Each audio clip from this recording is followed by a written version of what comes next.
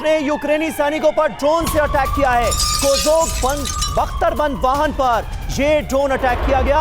हमले में बख्तरबंद वाहन तबाह हो गया।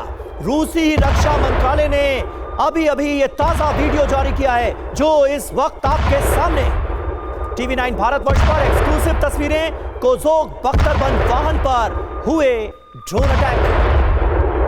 अब इसी वॉर जोन में रूसी ड्रोन ब्रिगेड के एक्शन की एक और तस्वीर आपको बता दें। मोलनिया 2 ड्रोन से यूक्रेनी पोस्ट पर हमले को अंजाम दिया गया। ये देखिए तस्वीर, वॉर जोन में यूक्रेन के ड्रोन पर भी अटैक।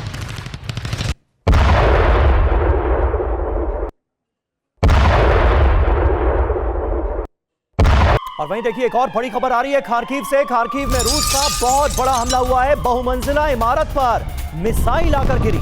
मिसाइल हमले में पूरी इमारत तबाह हो गई। हालांकि इस बीच एक सबसे बड़ा सवाल, यूक्रेन को नहीं छोड़ेंगे पुतिन, क्योंकि खार्किव के कुपियांस्क में भी भीषण हमले को लेकर खबर बढ़ी है। वहीं बता दें रूसी सेना ने अब ग्लाइड बॉम्ब का इस्तेमाल किया है। 1500 किलो के ग्लाइड बॉम्ब से जिस तरीके से हमला हुआ है, रिहायशी इमारत को टारगेट किया गया और धमाके की आवाज दूर दूर तक सुनाई दी। जी और हमारे साथ इस वक्त तमाम खास मेहमानों का एक बड़ा पैनल हमारे स्टूडियो में ही हमारे साथ जुड़ा हुआ है। हमारे सहयोगी मनीष झा हमारे साथ मौजूद हैं, मेजर जनरल संजय मेस्टन हमारे साथ मौजूद हैं, ब्रिगेडियर शरदेंदु हमारे साथ मौजूद हैं, कमांडर अतुल भारद्वाज हमारे साथ मौजूद हैं और एम्बेसडर सुशील कुमार सिंघल भी हमारे साथ मौजूद हैं। मनीष, पहला सवाल आपसे, युद्ध में जंगी ज्वाला भड़कती हुई नजर आ रही है। डोनाल्ड ट्रंप का रुख कभी सख्त कभी नरम नजर आता है यूक्रेन के लिए। अब वो ये कहते हुए नजर आ रहे हैं कि मैं जिम्मेदार नहीं मानता प्रेसिडेंट ज़ेलेंस्की को यूक्रेन पर आज की तारीख में जो रूस हमले कर रहा है। हम तो मिनरल डील आगे बढ़ाने की बात सोच रहे हैं। ये जंग कहां जाती नजर आ रही है और सबसे पहले अमेरिका का रुख जो है वो इस वक्त क्या क्लियर होता हुआ नजर आ रहा है, वो बता दीजिए। देखिए, प्रेसिडेंट ट्रंप को ये लगा था कि ये बहुत आसान है कि वो राष्ट्रपति बनेंगे और फिर ज़ेलेंस्की, पुतिन सब उनके दरवाजे पर आकर कहेंगे भैया डील कर लो, डील कर लो, डील कर लो। हाँ। लेकिन ऐसा होने वाला नहीं है, क्योंकि अमेरिका की ताकत, अमेरिका का वर्चस्व बीते 3-4 सालों में आप देखें तो पूरी दुनिया के सामने एक्सपोज हो चुका था। पहले वो अफगानिस्तान से कैसे भागना पड़ा उन्हें, फिर 3 साल तक वो 30 मुल्कों के साथ मिलकर भी रूस को पीछे नहीं धकेल पाए थे। और ऐसी स्थिति में फर्क नहीं पड़ता है कि बाइडेन की जगह ट्रंप आ गए थे। हाँ, ये बात जरूर है कि ट्रंप वो बातें कर रहे थे जो पुतिन सुनना चाहते थे और इसीलिए रूस की तरफ से बहुत मीठी मीठी बातें ट्रंप को लेकर की जा रही थी। लेकिन हकीकत यह है कि रूस यूक्रेन युद्ध में आज के तारीख में जो हालात हैं, जिस तरह की कॉम्प्लेक्स सिचुएशन हो गई है, उसमें ट्रंप के लिए 3 महीने तो छोड़िए, अगर वो 3 साल में भी इस युद्ध को रुकवा देंगे तो बहुत बड़ी कामयाबी होगी। अगर वो चाहते कि ये युद्ध रोकना है तो वो आधे घंटे में रोक सकते हैं। पहला काम तो वो कर ही सकते हैं कि अपने सहयोगी एलॉन मस्क को कह दें कि आप स्टारलिंक का जो नेटवर्क सपोर्ट दे रहे हो वो बंद कर लो। उन्होंने तो वो तक नहीं किया, उल्टे उनके गद्दी में संभालने के बाद उन्होंने यूक्रेन को हथियार भेजे। ज़ेलेंस्की से कैमरे के सामने आप लड़ते हैं लेकिन हथियार भेजते हैं। आपने कहा कि आप 24 घंटे में युद्ध रोकेंगे, लेकिन आप उस युद्ध की ज्वाला को भड़काने वाले काम लगातार क्या यही एक नतीजा है मनीष की अगली बड़ी खबर इस लिहाज से समझी जाए कि रूस और अमेरिका के बीच तनाव और ज्यादा बढ़ता जा रहा है? क्योंकि एक और सबसे बड़ी खबर है, रूस इन दिनों एक ऐसी मिसाइल का टेस्ट कर रहा है जो अंतरिक्ष में दुश्मन की सैटेलाइट को पल भर में तबाह कर देगी। और ये नुडोल एंटी सैटेलाइट को लेकर खबर है। नुडोल एंटी सैटेलाइट नाम की ये मिसाइल रूस की अब तक की सबसे विध्वंसक मिसाइलों में से एक है। ये मिसाइल अंतरिक्ष में ठीक वैसे ही जंग छेड़ सकती है जैसी जंग हम स्टार वॉर्स नाम की फिल्म में देखते हैं। आपको बता दें, अमेरिकी सुरक्षा एक्सपर्ट पुतिन की इस अंतरिक्ष मिसाइल को यूरोप के साथ साथ अमेरिका के लिए भी कैसे बड़ा खतरा मान रहे हैं, इसके बारे में समीर आपको इंफॉर्मेशन देंगे। हालांकि नुडोल का ये जो पहला टेस्ट 2021 में हुआ, आपको बता दें रूस ने एक सफल परीक्षण किया जिसमें उसने एक पुराने रूसी उपग्रह कॉस्मोस 1408 को नष्ट कर दिया। लेकिन इस टेस्ट के कारण ही सैटेलाइट के हजारों टुकड़े अंतरिक्ष में फैल गए, जिसके बाद रूस की आलोचना हुई। और अब खबर यह है कि रूस इसी मिसाइल का फिर से टेस्ट कर रहा है। यानी समीर, बहुत जल्द इसकी तैनाती भी क्या संभव है? यही इस वक्त एक और सबसे बड़ा सवाल। समीर जी हाँ, और इसी को कहा जा रहा है कि अंतरिक्ष में पुतिन के परमाणु बटन वाली खबर क्या है, पूरी डिटेल इस वक्त TV9 भारतवर्ष आपके लिए लेकर आया है। अहम जानकारी देखिए, रूस नुडोल एंटी सैटेलाइट मिसाइल का टेस्ट कर रहा है। दरअसल टेस्ट में नूडोल डमी सैटेलाइट को मार गिराने में सफलता भी हासिल हुई है।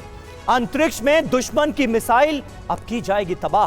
पृथ्वी की निचली कक्षा में मौजूद सैटेलाइट पर बड़ा खतरा मंडरा रहा है। स्टारलिंक के अंतरिक्ष में 7000 सैटेलाइट मौजूद हैं। जी हां, यूक्रेन को स्टारलिंक से इंटरनेट की सप्लाई हो रही। नूडोल से इलॉन मस्क के स्टारलिंक सैटेलाइट को अब बड़ा खतरा सताता हुआ नजर आ रहा है। तो कहीं ना कहीं इलॉन मस्क का जो स्टारलिंक सैटेलाइट है वो भी खतरे में है। पुतिन की नूडोल कितनी घातक है ये जान लीजिए। कम ऊंचाई वाले सैटेलाइट को टारगेट किया जा सकता है इसके जरिए। दुश्मन का सैटेलाइट तबाह करने की क्षमता है इसके पास। दुश्मन के सैटेलाइट को निष्क्रिय भी किया जा सकता है। इसकी लॉन्चिंग ट्रक, ट्रेन से भी हो सकती है। मिसाइल लेजर बीम का इस्तेमाल करती है। मिसाइल रूस की अंतरिक्ष रक्षा प्रणाली का हिस्सा है। रूसी रक्षा कंपनी अल्माज एंटे ने इसे बनाया है। सुरभि। बिल्कुल, और मेस्टन सर, इस लिहाज से देखा जाए तो रूसी तैयारी पर अमेरिका की हमेशा से नजर रही है। यही वजह है कि आज के बढ़ते तनाव के बीच में अमेरिका को कहीं ना कहीं रूस की तरफ से ये स्ट्रैटेजिक कम्युनिकेट कर दिया जाता है। सॉरी, सवाल क्या है? मेरा ये कहना है कि कहीं ना कहीं रूस भी अपनी तैयारी के तहत एक स्ट्रैटेजिकली कम्युनिकेट कर देता है अमेरिका को कि अगर उसने किसी तरीके से तनाव को और बढ़ाया तो वो पूरी तरीके से तैयार है सब कुछ तबाह करने के लिए रूस। सुरभि, देखिए, बेसिक कम्युनिकेशन का सिद्धांत है कि कम्युनिकेशन सिर्फ एक चीज से नहीं होती है, उसके काफी ऑप्शंस और ऑल्टरनेटिव्स होते हैं। तो जितनी भी ये स्टारलिंक की सैटेलाइट्स हैं ये काफी मात्रा में होंगी, मेरे को एग्जैक्ट नंबर्स नहीं पता है, और ये सारी इंटरकनेक्टेड होंगी। एक सैटेलाइट अगर तबाह होती है उससे मेरे को नहीं लगता है कि पूरे सिस्टम में प्रभाव पड़ेगा।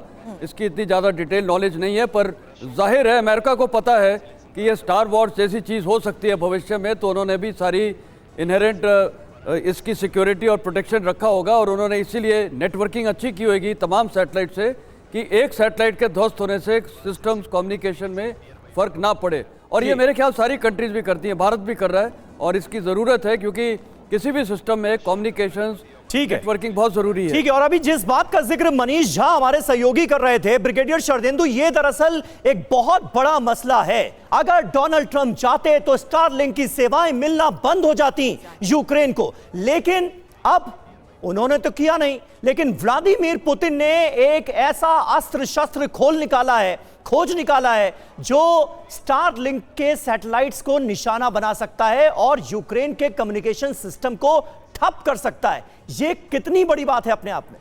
देखिए, आपको सबसे पहले समझना होगा कि रशिया की क्या स्ट्रेंथ है, रशिया क्यों इतने समय तक इस युद्ध में बना हुआ है। ग्राउंड फोर्सेस अपनी जगह है, साथ में उसका जो स्ट्रेंथ है वो न्यूक्लियर आर्सेनल है, और जो सैटेलाइट वॉरफेयर है, जो स्पेस में लड़ाई होने वाली है, उसमें उसकी महारत है, उसकी टेक्नोलॉजी अमेरिका से बेहतर इसमें मानी जाती है। और जिस तरीके से स्टारलिंक या किसी भी सैटेलाइट को टारगेट करने की बात है, वो नूडल सैटेलाइट जो एंटी सैटेलाइट उनका जो ऑपरेशन है वो बड़ा सक्सेसफुल है। मेरा कहने का मतलब कि उस नेटवर्क को वो भेज सकता है, और जितने उस इलाके के सैटेलाइट होंगे उनके जो सिस्टम को वो करप्ट कर सकता है।